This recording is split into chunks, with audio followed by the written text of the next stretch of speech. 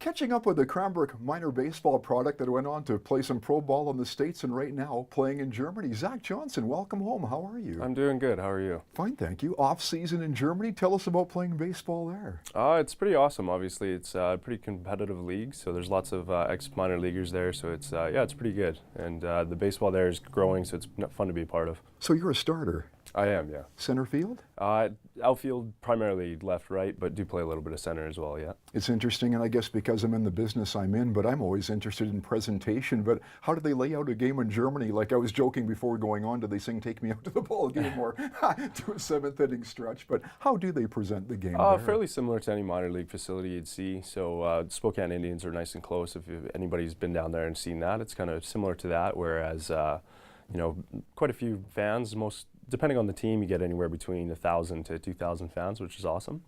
And then just kind of the same atmosphere. And every team kind of has its own flair. They've got a little chants or different, audio sounds or different things, which is kind of cool. So yeah, it's cool, fun to be a part of. Off the field, what's life like living in Germany? Have you picked up the language fairly well then?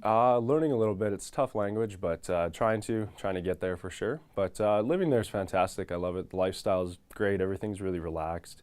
The transportation system's phenomenal. So yeah, it's awesome, and I've been pretty blessed, been able to travel around quite a bit. Seems like when you watch baseball from around the world now on the international side, it seems like the Netherlands always shows fairly well for European baseball. What can you tell us about the countries that are near Germany or those that participate and compete in baseball? Most of the countries now around the world, and particularly in Europe, have pretty good developmental programs. So it's kind of coming along slower than I think most people would hope, but it's coming along where, like you said, the Netherlands and Italy are kind of the top two in Europe, where they've kind of taken over and they've produced different major leaguers or minor leaguers throughout the years. But it's definitely coming along.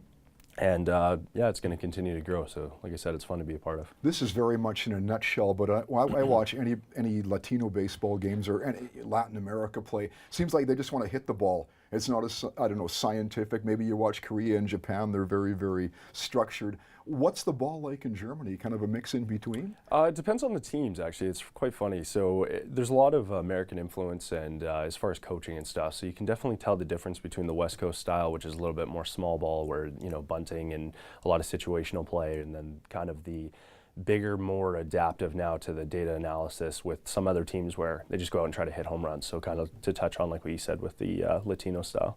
Where do they have you in the batting order? I usually hit anywhere between 3 and 5 for myself. Oh, you're in the meat of the order. I am. How is your batting average then? You keeping it up? The first year in Germany I hit 360, and last year I ended up hitting a 330, so not doing too bad. How do you train in the off season? What does a baseball player do? I guess a lot of shoulder work, is that right? No, you try to more so core, because your core is kind of the most important thing. Core and legs. It definitely seems like you want your shoulders to be more involved, but your core and your legs kind of do everything, and then your upper body is kind of just a vessel that's along for the ride. You hear from people that come out of any minor system in any sport and then try to catch the learning curve going up.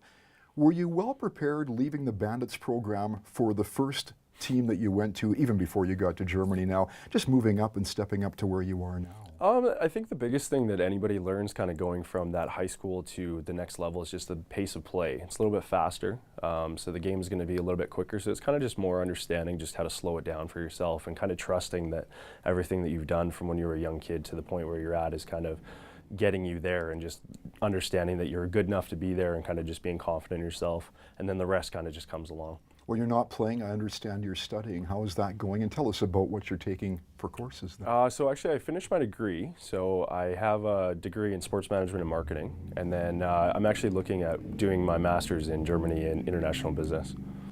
How many more years does that mean? I would just be 2 more years, which would be awesome.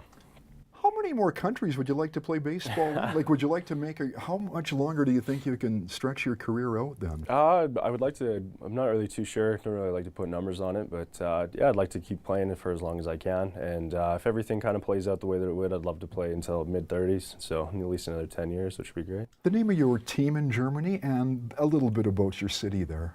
Yeah, so the last team I was with was the Mainz Athletics, and so it's located about 40 minutes south of Frankfurt, which is a capital banking city in Europe, which is pretty cool.